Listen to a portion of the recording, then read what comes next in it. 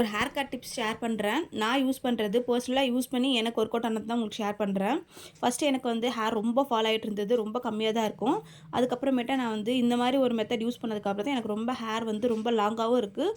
ரொம்ப சாஃப்டாக சூப்பராக இருக்கும். இதுக்கு வந்து நான் கோகோனட் ஆயில் தான் யூஸ் பண்ணுறேன். இது வந்து செக்கு நாட்டுனா பியூர் தேங்காய் எண்ணெய்.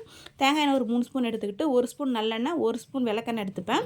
தேங்காய் எண்ணெயில் என்ன போட்டு வச்சுருப்பேன்னா கொஞ்சமாக வெந்தயம், கருஞ்சீரகம், அதுக்கப்புறமேட்டா செம்பருத்தி பூ இருக்கு இல்லையா, அது நல்லா வெயிலில் காய வச்சு அந்த பூவும் அதில் போட்டு நல்லா ஊற வச்சு அந்த எண்ணெய் தான் யூஸ் பண்ணுறேன். இது கூட விளக்கெண்ணெய் நல்லெண்ணெய் சேர்த்து ஃபஸ்ட்டு நல்லா சூடு பண்ணிப்பேன். லைட்டாக கை பொறுக்கிற சூடு வந்ததும் சூடான எண்ணெயை நல்லா ஸ்கால்ஃபில் அப்ளை பண்ணணும். நம்ம வந்து முடியில் அப்ளை பண்ணுறத ஸ்கால்ஃபில் அப்ளை பண்ணால் தான் நமக்கு வந்து முடி கொட்டுறது கம்மியாகும். முடி நல்லா கருகருன்னு சூப்பராக வளரும். ஆயில் நல்லா ஸ்கால்ஃபில் அப்ளை பண்ணிவிட்டு நல்லா மசாஜ் பண்ணி விடணும். நம்ம ஹேருக்கு அப்ளை பண்ணுறத விட ஃபஸ்ட்டு ஸ்கால்ஃபுக்கு தான் அப்ளை பண்ணணும். நல்லா மசாஜ் பண்ணி விட்டுட்டு அதுக்கப்புறம் பேலன்ஸ் இருக்க எண்ணெயை நீங்கள் ஹேருக்கு அப்ளை பண்ணி ஒரு 1 ஹவர் ஊற வச்சுட்டு அதுக்கப்புறம் குளிங்க. ரொம்ப சூப்பராக இருக்கும். கண்டிப்பாக ட்ரை பண்ணி பாருங்கள். நெக்ஸ்ட் வீடியோவில் பார்க்கலாம். பாய்.